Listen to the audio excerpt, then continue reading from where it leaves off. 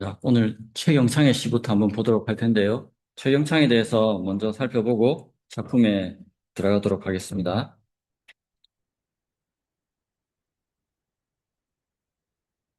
자, 고죽 최경창입니다. 호가 고죽인데 외로운 대나무입니다. 너무 어떻습니까? 여러분 생각에 외로운 대나무 너무 외로울 것 같지 않습니까? 호 자체가 너무 외롭고 그래서 이 사람도 실력은 있는데 너무 외롭게 살았던 그런 사람입니다. 자, 3절의 천재라고 되어 있는데요. 글도 잘 지었고요. 활 쏘기 솜씨가 당대 최고였다고 합니다. 아, 검은고와 옥퉁소 퉁소 부는 솜씨가 또 최고였다고 합니다. 그러니까 문학자이면서 무예도 하고 음악도 하는 어, 하나도 잘하기 힘든데 정말 대단한 재주를 갖고 있는 사람이었고 그래서 젊어서 백옥당에 둘만한 자 그 왕실의 일을 볼 만큼 뛰어난 재능을 가졌다 이런 평가를 들었고요. 이 송익필과 어깨를 나란히 한 팔문장 중에 한 사람이었습니다. 당대 유명했던 8명의 문장가 중에 어, 들어가는 최경창입니다. 자, 최경창 하면 삼당 시인이라는 말이 제일 먼저 떠오르는데요.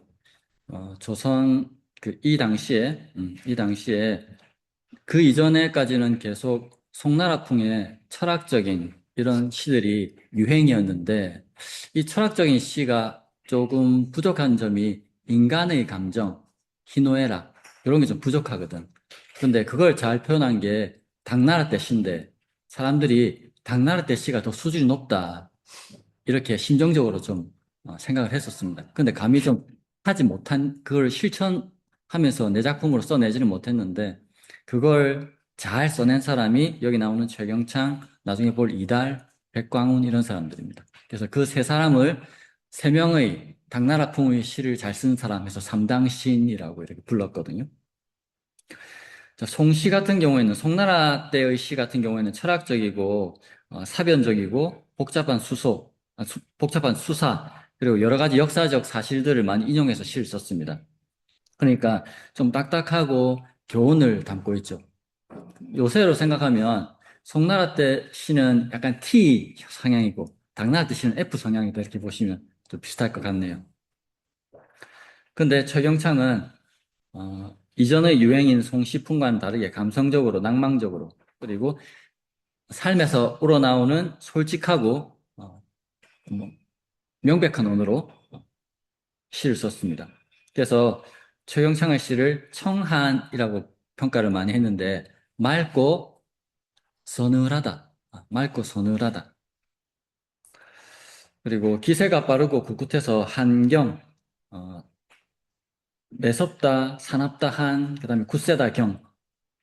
시의 필체가 솔직 담백하고 바로바로 표현하다 보니까 약간 어, 기운이 세고 굳세고 이런 느낌을 줬습니다. 당나라 시에서도 약간 강한 그 힘을 갖고 있는 그런 패턴이었습니다.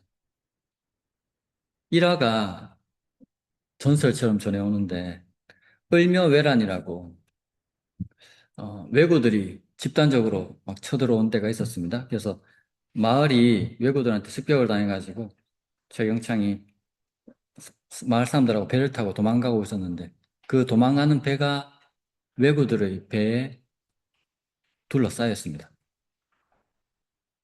어떻게 해야 됩니까? 어, 이때 최경창이 어떻게 했냐면 옥퉁소를 꺼내서 피리를 불었습니다. 혹시 신라의 만파식적 전설 압니까? 전쟁이 일어났는데 피리를 부니까 전쟁이 끝났다면 그거와 똑같습니다. 풍소를 퉁소를 너무 잘 불었던 모양입니다. 그러니까 그 퉁소 소리를 듣고 있던 외구들이 분명히 저 배에는 보통 사람이 아닌 사람이 타고 있다. 이러면서 포위를 풀어줬다고 합니다. 그게 16살 때입니다. 22살 때 당대 최고 지성들과 교류했고요. 29살 때 문과에 급제했습니다. 그리고 37세에 중국에 파견되기도 했습니다. 이 사람의 특징이 자기 호처럼 대나무 같아서 타협을 할 줄 몰랐습니다. 그래서 평가가 취사의 대절이 하나도 이치에 어긋난 바가 없다, 이렇게 평가를 했습니다. 이 말은 뭐냐면 어떤 일을 선택하고 어떤 일을 버리는 데 있어서 큰 절개에 어긋남이 없었다. 딱 법도에 맞게, 도리에 맞게 일을 처리했다는 겁니다. 그런데 이게 개인적으로는 괜찮지만 사회생활을 할 때는 주위 사람을 모으기가 조금 힘든 그런 면이 있습니다. 특별히 자기가 아주 윗사람일 때는 괜찮은데 자기가 중간쯤 있거나 말단에 있을 때 이렇게 뻣뻣하게 하면 윗사람들이 잘 끌어주질 못하죠. 나의 비리를 얘가 막 짚고 들어오니까. 그래서 윗사람들로부터 좋은 평가를 받지 못합니다. 그게 당대 최고 실세 이사내가 있었는데 이 이사내와 교류하다 보니까 이 사람이 조금 최경창 입장에서는 내 입장에 볼 때는 이 사람 좀 군자답지 못한 면이 있다. 이렇게 해서 이사내하고도 거리를 두고 당대 또 세력가에 있던 허봉도 이 사람도 좀 군자답지 못하다. 이래서 또 여기 이 사람도 하고 끊고 이러다 보니까 당대 세력가들하고 친하게 지내지 못하다 보니까 벼슬살이가 평탄치가 못했습니다. 자, 북방 관찰사 보좌 시절에 활쏘기로 이름난 김무서와 대결을 했습니다. 이 김무서는 무관이었고 최경창은 문관이죠. 무관하고 붙었습니다. 활쏘기 대결. 근데 마지막 활을 김무서가 딱 쏘고 난 다음에 마지막 한 발 남은 최경창이 당신이 졌습니다. 이러면서 딱 쐈습니다. 그래서 이겼다는. 그리고 또 왕 앞에서 활쏘기 대결이 있었는데 그 무관 대표 한 사람하고 워낙 잘 쏜다고 이름이 났으니까 문관 대표 최경창하고 붙었습니다. 붙었는데 최경창은 아무 뭐 꺼리낌 없이 잘 쏘고 있는데 무관 이 사람은 이겨야 본전이잖아. 이겨야 본전이니까 막 쪼는더라. 막 쫄고 여기에서 이겨야 자기는 또 승진이 되는데 이 무관 입장에서는 남지 않는 장사입니다. 그 모습을 보고 정상이 걱정하지 마시라면서 그냥 내가 오늘 몸이 안 좋다면서 하면서 한 발을 일부러 딴 데 쏘아가지고 이 사람이 우승할 수 있게 해줬다는 그런 일화가 있습니다.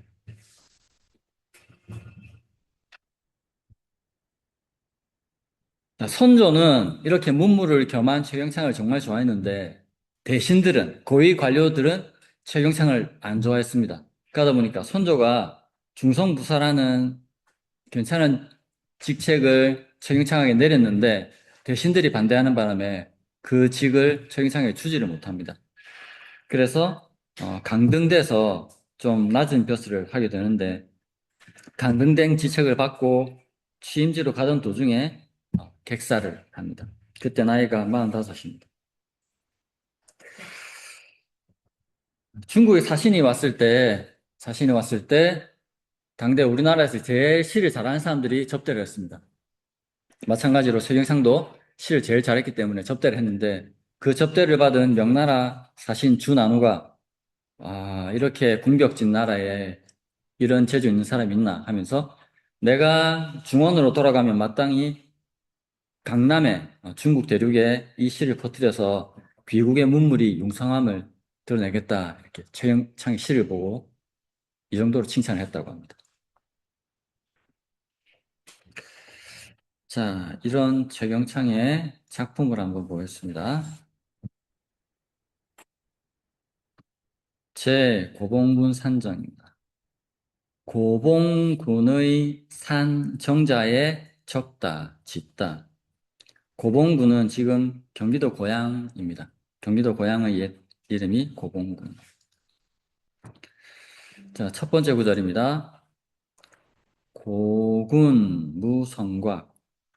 고군, 오래된 거울에, 옛 거울에, 오래된 거울, 옛 거울은 제목에 나와 있는 고봉군이겠죠? 오래된 거울에 성곽이 없어서, 옛 거울에 성곽이 없어서,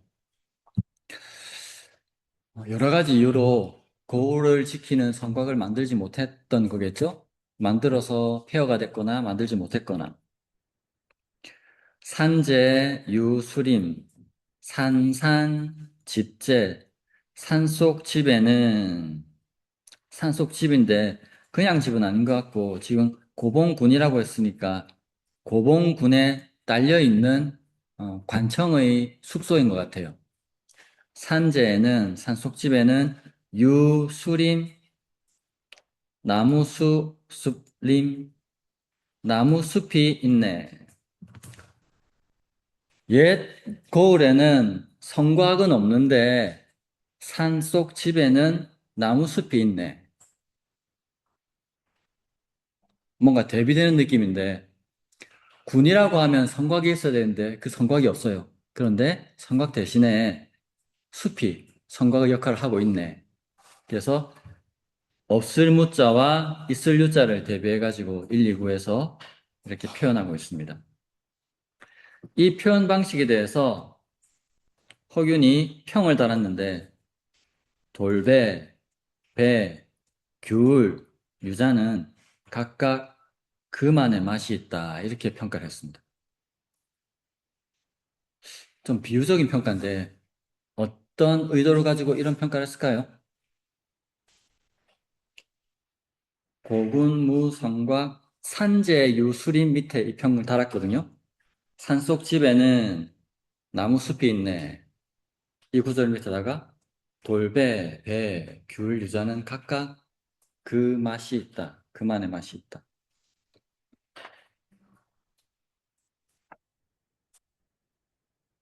어떤 의도로 이렇게 평을 달았을까?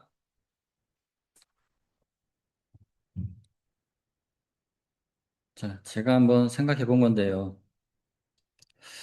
그 최경창 씨 이전에 송시풍이라고 했잖아요. 송시풍은 철학적이고 교훈적인 내용을 주로 담고 있고 인간의 감정을 조금 배제하는 그런 스타일인데 백광호는 그처럼 뭐 교훈적이지 않습니다. 그리고 철학적이지 않습니다. 하지만 그 나름의 인간적인 맛이 있다. 이 말을 각 과일마다 특성이 있다. 이렇게 표현한 것이 아닌가 이렇게 한번 해석을 해봤습니다. 자, 세 번째 구절입니다. 소조, 인리, 산. 쓸쓸할 소, 가지조자인데 소조는 단어거든요. 고요하고 쓸쓸하다라는 뜻입니다. 그래서 소조, 고요하고 쓸쓸하게 인, 리, 산. 인은 일반 백성이고 리는 관료고 고봉군에 속한 관료와 사람들 모두 흩어지고 지금 뭐 고봉군을 시청이라고 하면 시청에 이제 일과 시간에 맞춰서 시청에 드나들던 민원인들도 가고 시청에 근무하던 공무원들도 가고 이런 상태겠죠. 그게 소조인리산입니다. 고요하고 쓸쓸하게 사람들과 관리들도 흩어지고 격수 도한침 사이뜰격 물과 사이뜬 이 말은 물 건너에는 물을 사이에 두고 저 멀리에는 이 말이거든요. 그래서 번역은 물 건너에는 이렇게 했습니다. 격수 물 건너에는 도 한침 차가운 다듬이 두드리네. 차가운 다듬이 두드리는 소리 들리네. 뭐 그렇게 되겠죠. 나름 사람들이 오고 가던 공무원들도 있고 민원인들도 오가는 그런 고봉군의 모습이었는데 해질 무렵이 돼서 근무하던 공무원도 떠나고 민원인도 떠나고 자기 혼자 이제 여기에 객사에 남아가지고 있는데 저 멀리에 다듬이 소리만 들리네. 그런 상황이죠. 옛 고을에 성곽이 없는데 산속집에는 나무숲이 있네는 인위적인 장막인 성곽이 사라진 빈자리를 대자연의 숲이 대신 채우고 있는 고봉군의 모습을 묘사하고 있고요. 복잡한 수사를 배제하고 본질적인 정경, 감정과 경치만을 포착하는 최영창 특유의 당시풍 스타일이 드러난 구절이라고 할 수 있고요. 고요하고 쓸쓸하게 사람들과 관리들도 흩어지고 물 건너 차가운 다듬이 소리만 들린다는 거는 적막한 산중의 대기 속에 울려 퍼지는 청각적 이미지를 극대화시킨 것이다 라고 이렇게 볼 수 있습니다. 자, 허균이 중간에 돌베베 귤 유자는 각각 그만의 맛이 있다라고 평을 남겼는데요. 이것은 최경창의 시가 다른 이들을 흉내내지 않고 자신만의 독특하고 담백한 맛을 지니고 있으며 그리고 평범한 일상의 소리에서 심오한 시적 경지를 길어 올렸음을 평가한 것으로 해석할 수도 있겠습니다.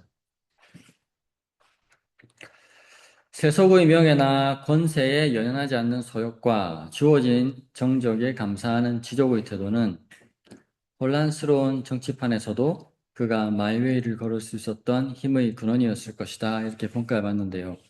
남들 눈을 너무 많이 의식하면 내 인생이 너무 피곤해지거든요. 그래서 내 자신의 줏대를 세우고 남한테 피해 안 주고 내가 잘할 수 있는 거 해가면서 그냥 꾸준하게 하는 게 훨씬 덜 피곤하거든. 그런 면에서 굉장히 참 잘했는데 하나 부족한 거는 사회성이 좀 부족해서 자기 실력보다 좀 많은 일을 하지 못하고 그냥 문인으로서만 살아야 하는 그런 인생을 살았습니다. 자, 다음은 백광훈, 3당 시인의 두 번째 인물 백광훈의 시를 볼 텐데요. 백광훈에 대해서 먼저 보겠습니다.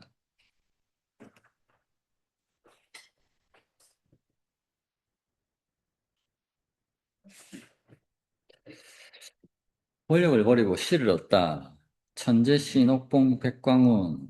자, 백광훈 호가 옥봉입니다. 옥봉우리. 고죽보다는 훨씬 좀 아름답잖아. 옥봉. 한수의 숨결 속에서 피어난 천재성. 자, 12살 때 한양으로 상경해서 당시 한양에 뛰어난 사람들과 교류하기 시작했습니다. 일단 집안의 형제가 모두 똑똑했는데 상경한 뒤에는 양흥정, 노수신 등 당대 거물들의 문화에서 배웠습니다.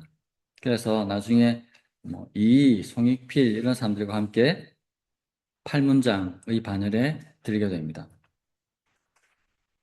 27살 때 진사시에 합격했기 때문에 이제부터는 벼슬살이를 할 수 있는데 벼슬살이를 안 합니다.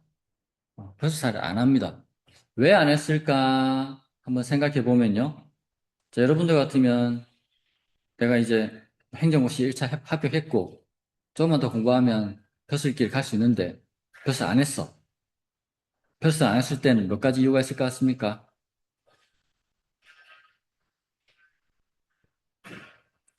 제일 처음으로 먹고 사는데 크게 문제가 없다는 거. 먹고 살기에 크게 문제가 없었죠. 그리고 가장 또 들 수 있는 거는 이 이전에 을사사화라는 사화가 생겨서 선비들이 많이 정치 싸움에서 희생됐습니다. 그러다 보니까 그럴 경우에는 그냥 내가 양반이기 때문에 최소 진사는 해야지 하고 진사까지만 하고 벼슬 안 하는 사람들이 많이 있었거든요. 특히 유명한 게 경주 최씨들이 그렇게 했습니다. 부대에 경주 최씨들이 엄청난 부자들이잖아요.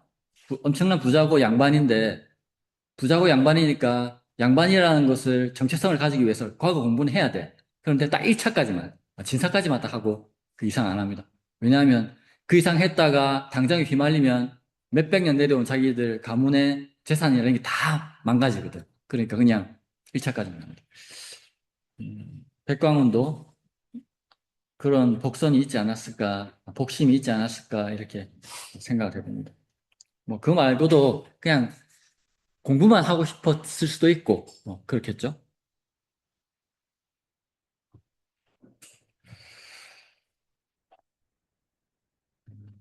최경찬과 마찬가지로 송시풍에 반대해서 어, 당나라풍의 문장, 인간의 감정을 소중하게 여기는 그런 시를 쓰기 시작했습니다.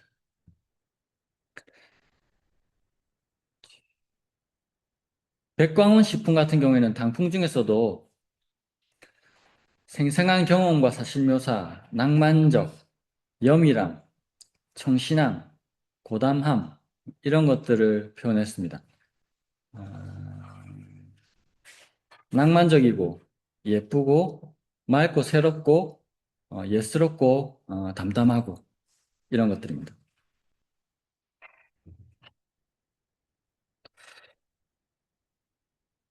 그 자기 스승이 노수신인데 노수신이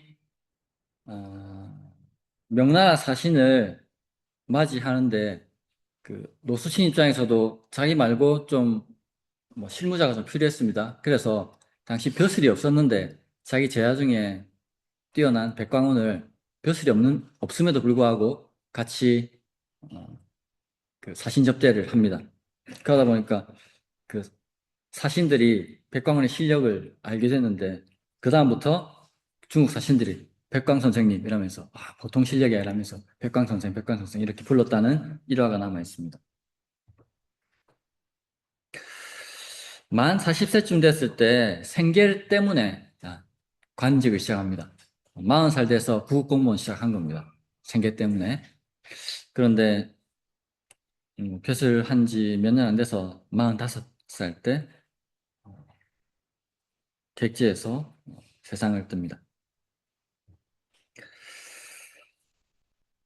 그의 시집이 그의 호 이름을 따서 옥봉집이라고 남아있는데 그의 문집이 남아있는데 부대에 뛰어난 문장가 이정구가 백광원의 시는 하늘의 이치로 이루어진 것이다 이렇게 평가했습니다. 인위적인 것이 없이 인간의 솔직한 감정 그리고 세상사를 살아가는 이치 이런 것들이 백광원의 시에 담겨 있다 이런 의미로 해석할 수 있겠습니다. 자, 그러면 백광원의 시를 한번 보겠습니다.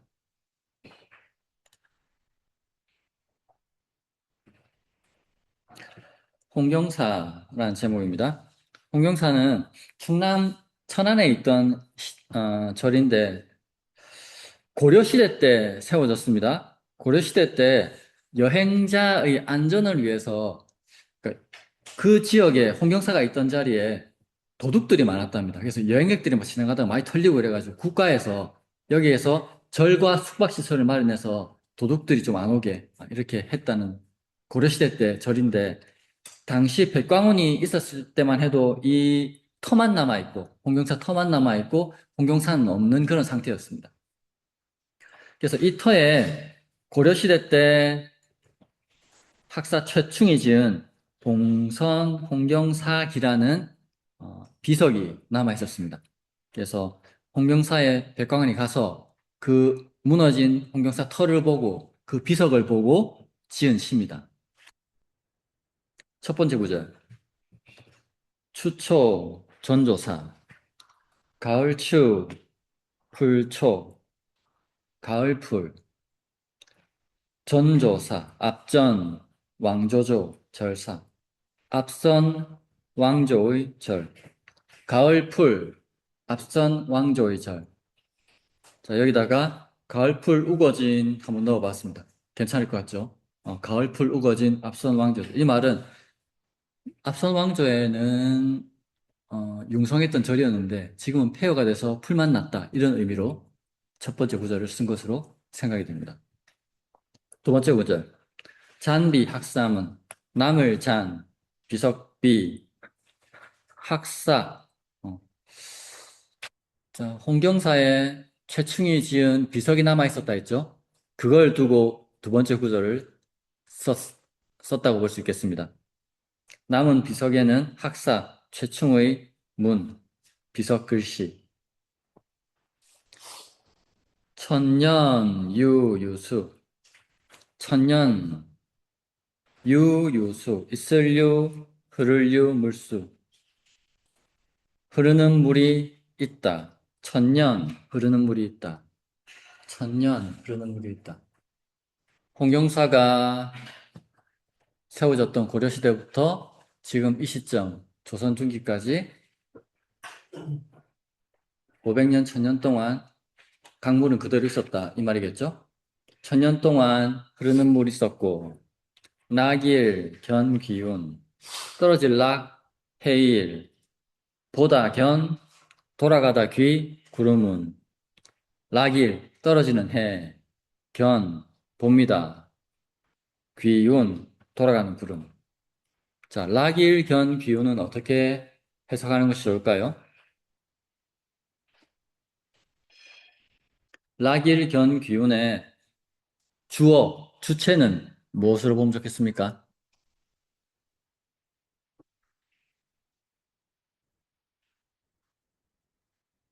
떨어진 해가 주어 자리에 있습니다. 자리는.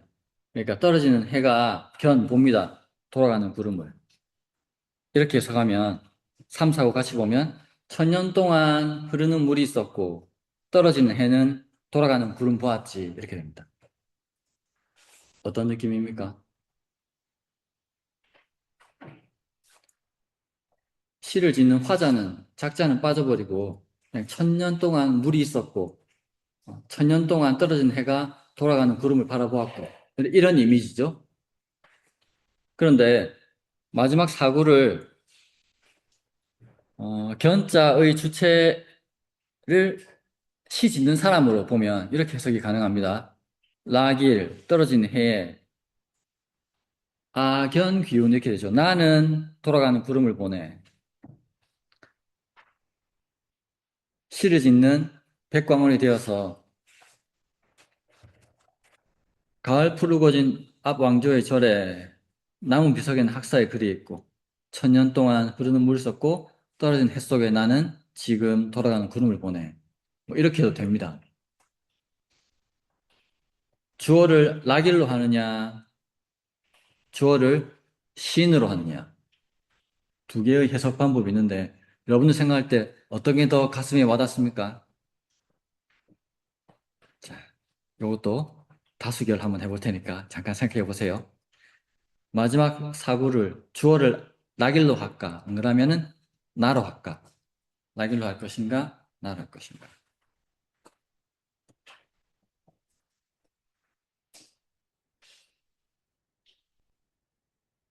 자, 어떻게 더 낫습니까? 잠깐 고민해 보시고 자, 물어볼게요. 자, 네 번째 구절 주어를 떨어지는 해로 하는 게 더 나을 것 같다. 손 한번 들어보십시오. 내리시고 나 시인으로 하는 게 나을 것 같다. 손 들어보십시오. 내리시고 지금 뭐 이 번역하는 번역자의 취향일 텐데 제가 전에 잠시 말씀드렸는데 사람의 감정을 드러내는 것에서는 감동이 좀 덜 하고요. 사물이 사람의 감정을 드러내면 그게 조금 더 가슴에 와닿는 조금 더 감동적인 그런 게 있습니다.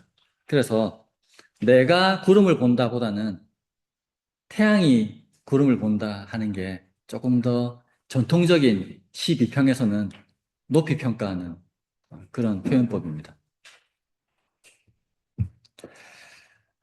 자, 이 시에 대해서 허균은 뛰어나게 잘 지은 시다라고만 평가했습니다. 뛰어나게 잘 지은 시다.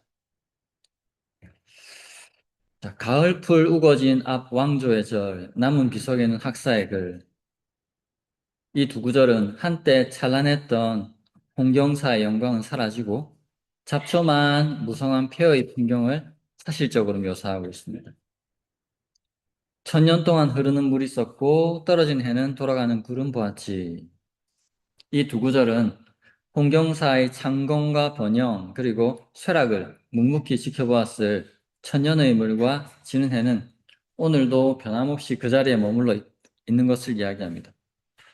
인간이 세운 거대한 건축물은 가을 풀 아래에 묻혔지만은 대자연의 순환은 멈추지 않는다는 대조를 통해서 백광호는 역사의 무상함과 세월의 무한함을 극적으로 표현하고 있습니다.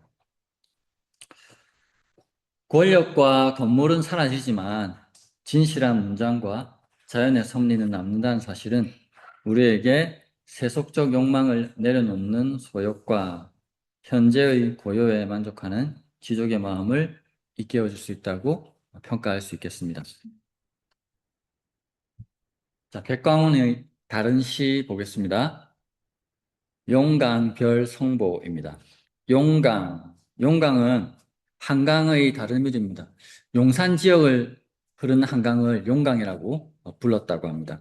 그래서 용강에서 별 성보, 별, 이별하다, 이룰성 클보, 성보는 백광원과 교류했던 윤육이라는 사람의 자입니다. 용강에서 성보와 이별하며 라는 제목이고요. 첫 번째 구절입니다. 천리 내 군별 일천천 거리 다니리 천리만큼이나 긴 거리를 내 군별 어찌 어떻게 그대 별 이별할 별 천리같이 먼 거리를 어찌 그대와 이별할 수 있나? 네가 천리 먼 데까지 가는 걸 내가 어떻게 감당을 할 수 있나? 기간 중야행 일어날 기 볼간 일어나서 보았네 중야행 가운데 중 밤야자인데 중야는 한밤중 행은 행차 가는 것 일어나서 한밤중에 그대가 가는 것을 보았네 고주 거이원 외로울 고 배주 외로운 배 거이원 떠나다 이미 멀다 원 외로운 배는 떠나서 이미 멀어져 아마도 벗이 육로로 간 것이 아니라 해로로 갔겠죠. 그러니까 이렇게 표현했을 겁니다. 한밤중에 일어나가지고 전송을 했는데 전송한 다음에 배가 이미 멀어졌다는 겁니다.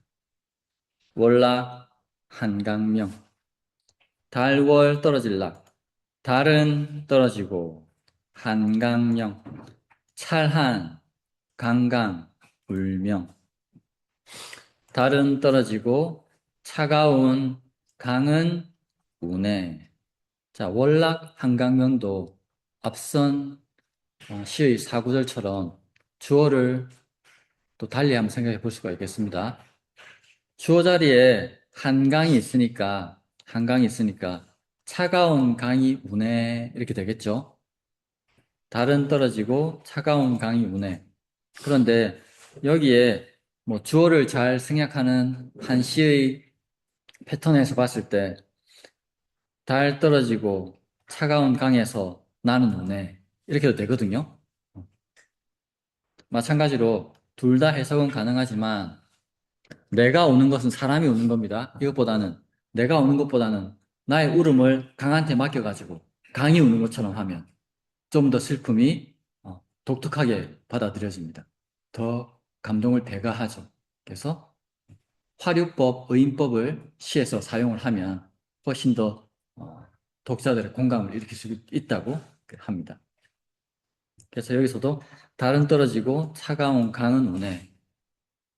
강은 그냥 소리를 낼 뿐인데 그걸 운다라고 한 것은 나의 감정을 거기에 투입한 거죠. 그런 감정이입이 시적인 효과를 발휘한다는 겁니다.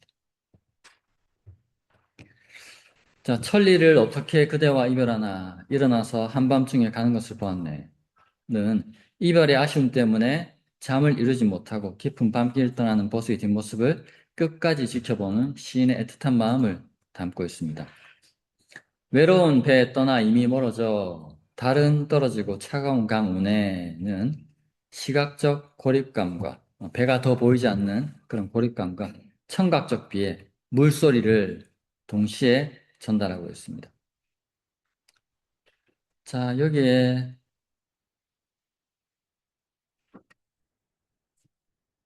음, 시 제목 밑에 허균이 비를 달아놓는데 한 번도 없을 수는 없지만 두 번 있어서는 안 된다. 이렇게 이 시 전체에 대한 비평을 달았습니다. 한 번도 없을 수는 없지만 두 번 있어서는 안 된다.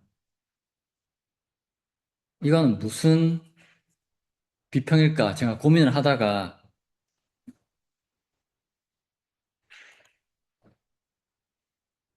음,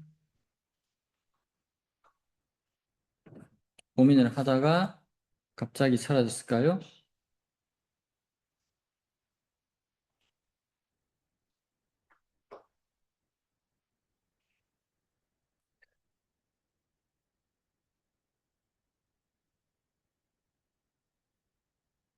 고민을 하다가 이런 아픈 이별은 이라는 의역을 집어넣어 놨습니다. 여러분들은 한 번 없을 수는 없지만 두 번 있어서는 안 된다. 뭘 두고 이야기한 것 같습니까?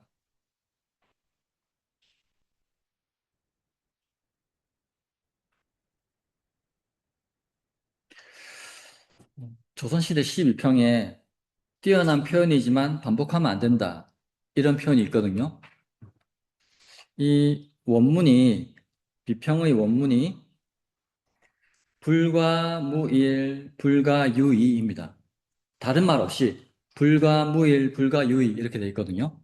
그러니까 이것만 보고는 허균이 진짜 무엇을 의도해서 이 말을 했는지 조금 찾기가 힘든데, 그냥 저는, 저는 제 개인적으로 이렇게 아픈 이별은 인생에 살면서 한 번쯤 있을 수 있지만 두 번 겪기는 좀, 너무, 너무 아프다. 이런 식으로 번역을 했습니다. 번역을 했는데, 여러분들은 어떻게 생각하시는지 한번 고민해 보셔도 좋을 것 같습니다. 이게 뭐 제 생각이니까 제 생각이 딱 맞는 건 아닐 수 있으니까요.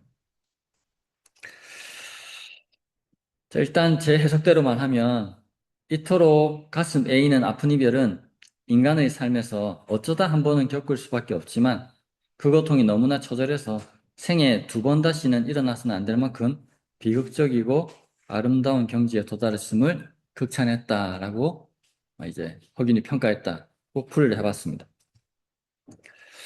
백광우는 벗을 억지로 붙잡기보다 그의 길을 묵묵히 지켜보고 남겨진 슬픔을 스스로 감내하는 방식을 이 시에서 보여주고 있는데, 이러한 태도는 도자, 노자 도덕경에 나오는 구절과 좀 일치하는 면이 있는 것 같습니다. 도덕경에 보면 배움을 추구하면 날마다 더해지고 도를 추구하면 날마다 덜어진다. 덜고 또 덜어내서 마침내 무위에 이른다. 무위를 하면 하지 않음이 없게 된다. 라는 구절이 있는데요. 자, 이 구절 한번 되새겨 보시면 무슨 말을 하고 있는 것 같습니까?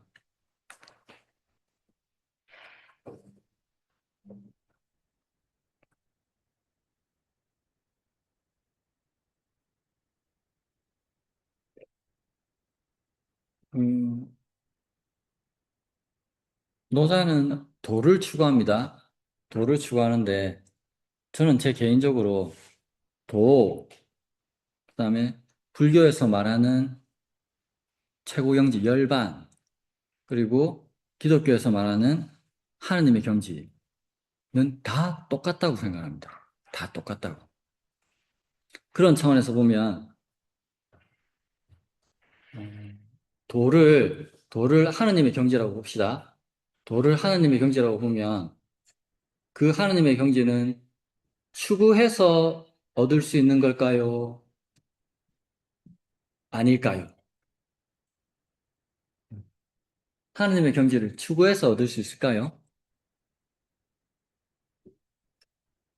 자, 우리 잠시만 크리스찬으로 빙의를 해봅시다. 크리스찬으로. 난 아주 독실한 크리스찬이다. 빙의를 한번 해보시고. 자, 그렇다면 세상은 누가 창조했습니까? 하느님이 창조하셨습니다. 하느님이 창조한 이 세상에 오류가 있겠습니까?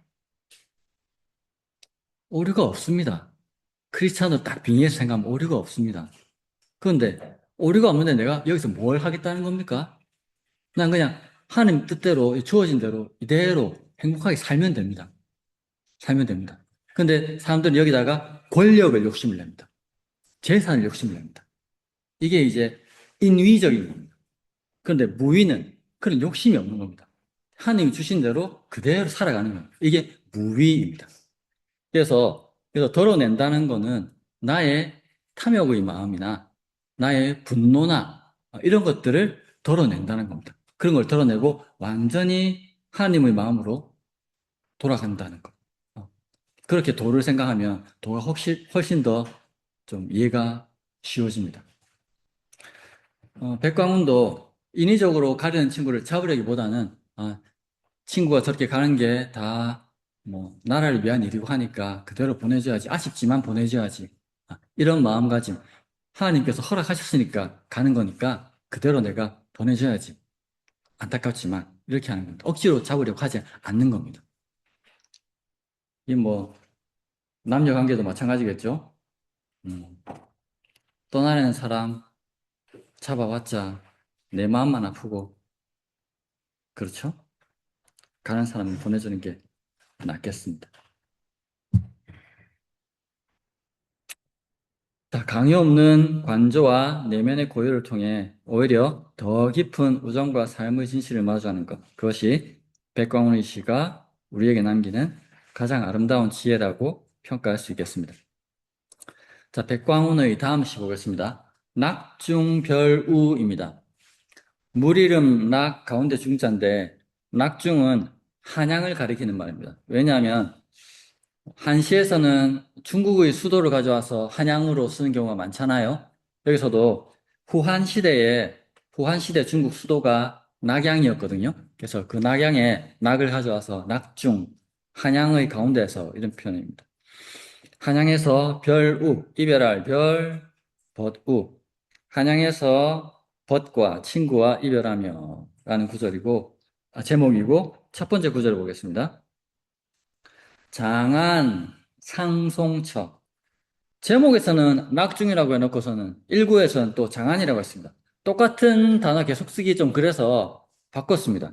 낙중, 장안 다 한양을 가리키는 말입니다. 장안은 전한시대의 수도, 장안, 서안을 이야기합니다. 장안, 한양의 상송처, 서로 상, 전송할 송, 장소, 곳처, 한양의 서로 전송하는 곳에서 무어, 증, 군기. 무어, 증, 군기. 없을 무, 말씀 주다, 증. 무어를 증했다. 말 없음을 주었다. 말 없음을 주었다. 말을 하지 못했다 이 말이죠. 말 없음을 주었다니까 말하지 못했다. 군기, 그대 군 돌아갈 기, 그대가 돌아가는데 아무 말도 해주지 못했네. 돌아가는 그대에게 이렇게 번역을 했습니다. 왜 아무 말도 하지 못했을까?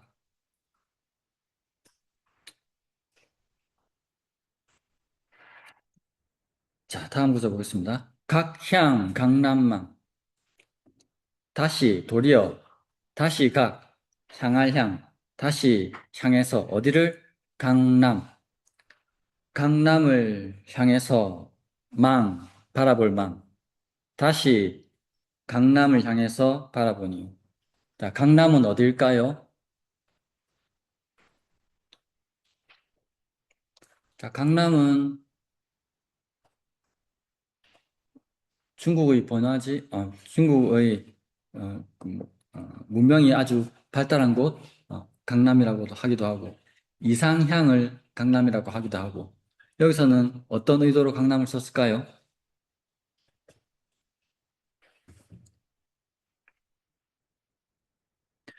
친구가 떠나간 곳, 친구가 떠나간 곳. 앞선 구절에서 떠나가는 친구한테 아무 말도 못 해줬습니다.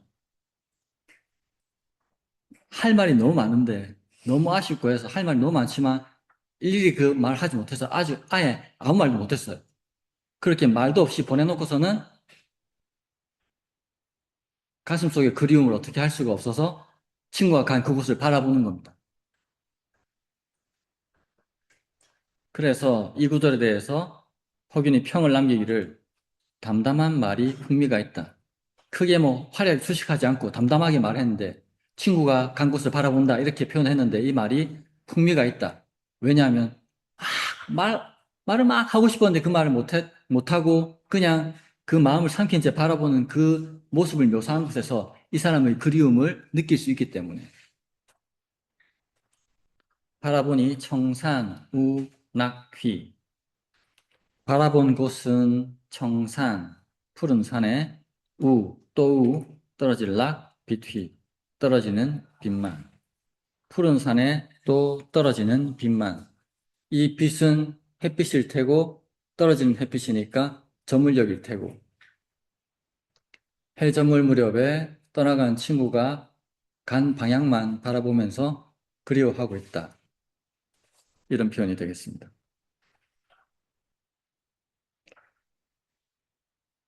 장안의 서로 전송하는 곳에서, 한양의 서로 전송하는 곳에서 아무 말도 해주지 못했네. 돌아가는 그대에게.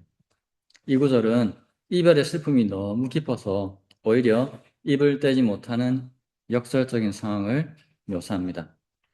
다시 강남을 향해 바라보니 푸른 산에 또 떨어지는 빛만 있네. 이 구절은 벗이 떠난 뒤 홀로 남겨진 사람의 시선을 이제 표현한 건데요. 자, 이 구절에 대해서 허균은 담담한 말이 풍미가 있다라는 비평을 남겼습니다. 이것은 아무 말도 해주지 못하고 떠나보낸 벗에 대한 깊은 미련이 남아서 이미 보이지 않는 벗의 방향을 다시 하염없이 바라보는 화자의 행동을 과장없이 묘사했음을 의미하고요. 거기서 주는 감동이 참 담담하면서도 깊다, 이렇게 평가하는 겁니다. 이 작품은 독자에게 이별의 슬픔을 억지로 쏟아내기보다는 침묵과 관조로 사겨내는 지혜를 보여줍니다. 백광호는 벗을 붙잡거나 통과한 대신에 말이 없는 상태를 받아들이고 지는 해를 바라보며 내면의 평정을 유지합니다. 그렇다고 슬픔이 가시는 건 아니지만 슬픔이 불필요하게 증폭되는 것은 막을 수 있다는 거죠.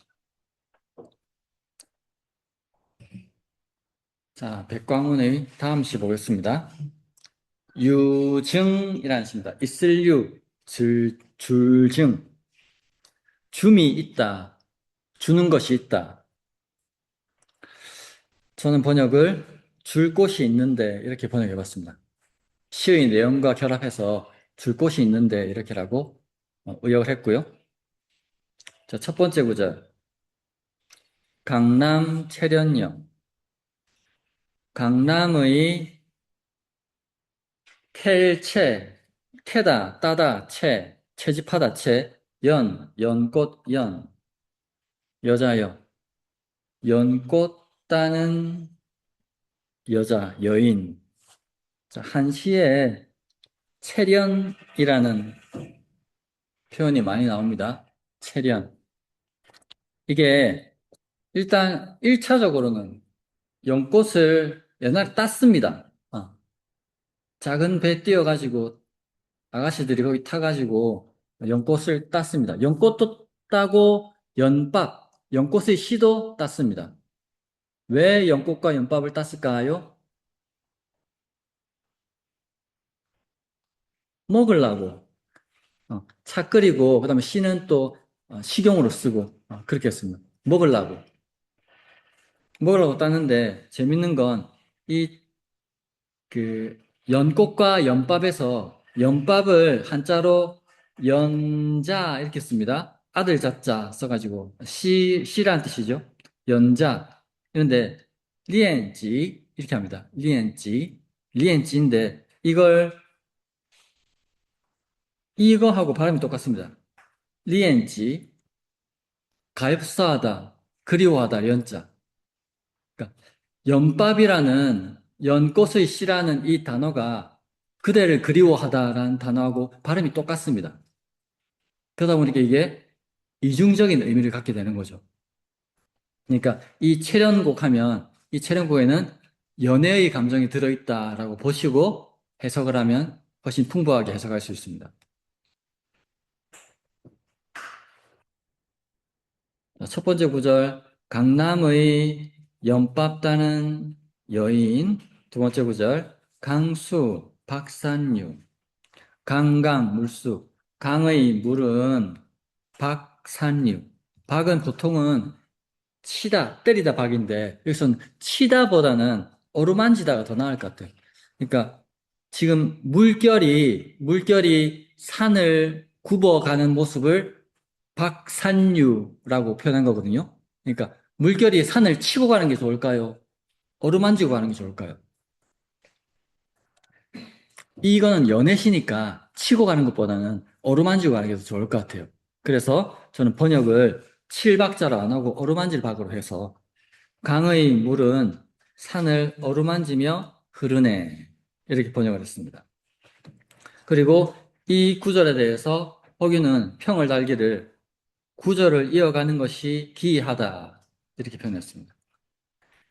구절을 이어가는 것이 기이하다. 이거는 제 번역이고요. 원어로는 섭기 두 글자만 써놨습니다. 섭기.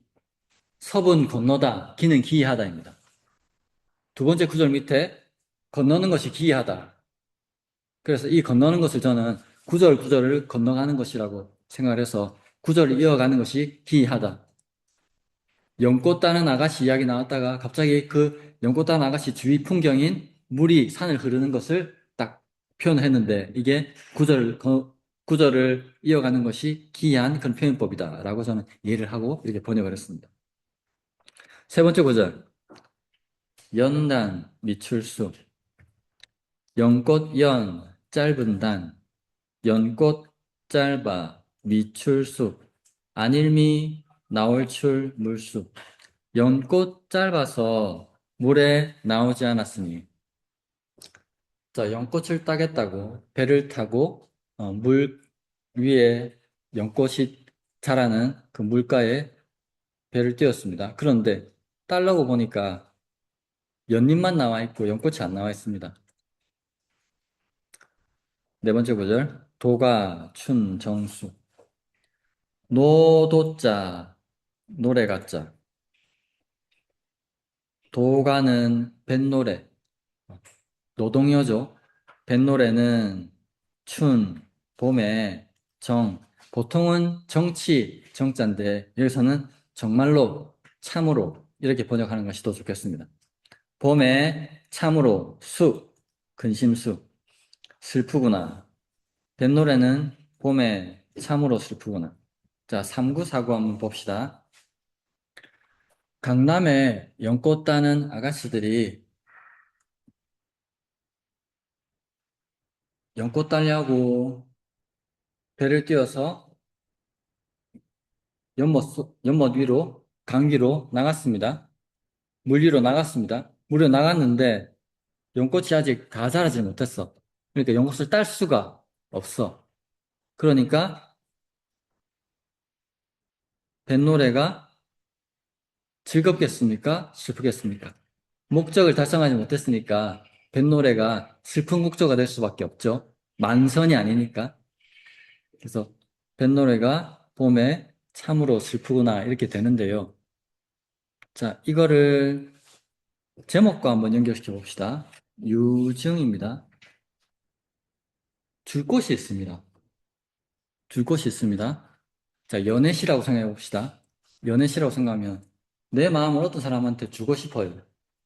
그래서 연꽃을 따서 연꽃, 연꽃과 연밥을 주면서 어, 너를 좋아한다. 이렇게 하고 싶었는데 그 마음을 표현할 연꽃, 연밥을 따질 못했어요. 마음을 표현하고 싶은데 표현할 수단을 갖지를 못했습니다. 그 슬픈 마음을 이 시는 표현하고 있다고 볼 수 있는 거죠.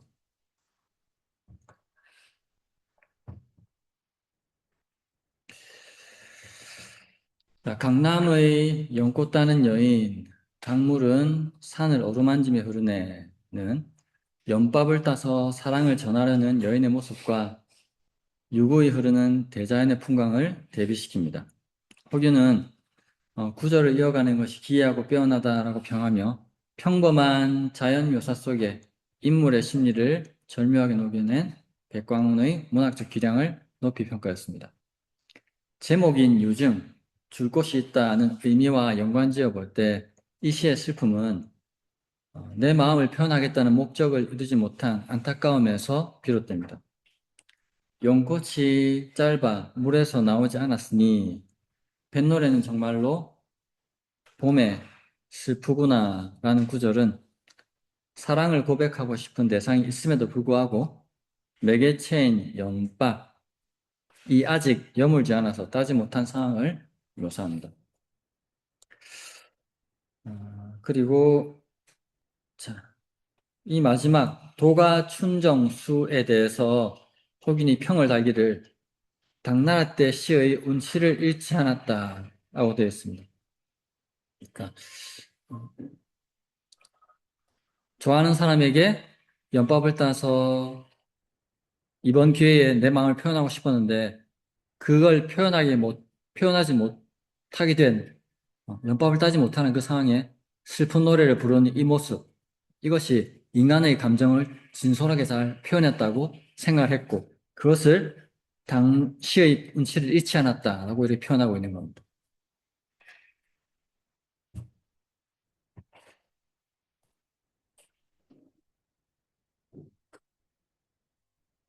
예, 오늘은 여기까지 보도록 하겠습니다. 수고하셨습니다.